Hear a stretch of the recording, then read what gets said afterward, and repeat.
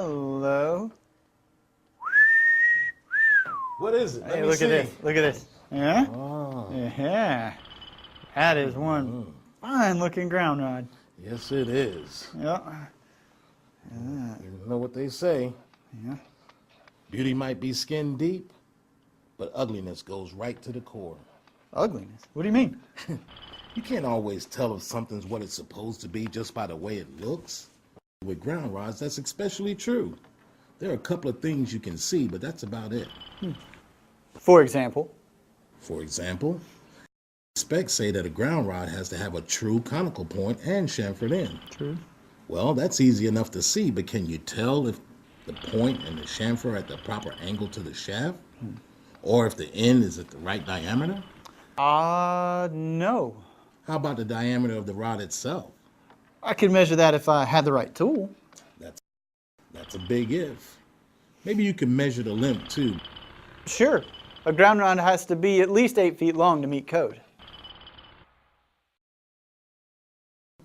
Some companies make their ground rods a little bit cheaper by manufacturing them a little shorter than spec. Are you going to measure every rod before it's driven? Sorry, I don't have that kind of time. Can you tell the thickness of the coating? I can't. No.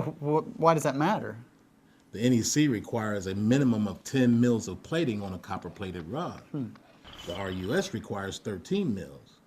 ASTM states for galvanized rods, the zinc coating can't average less than 3.9 mil thick at any point on the rod. Yeah, I got no idea. And talking about ugly to the core, Oh boy.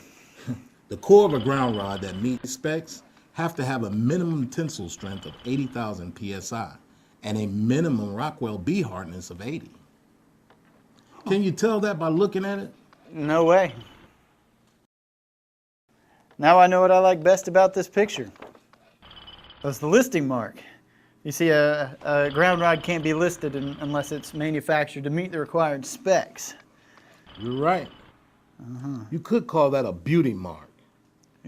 Man, that is one fine looking ground rod. Mighty fine. Mighty fine. Yeah.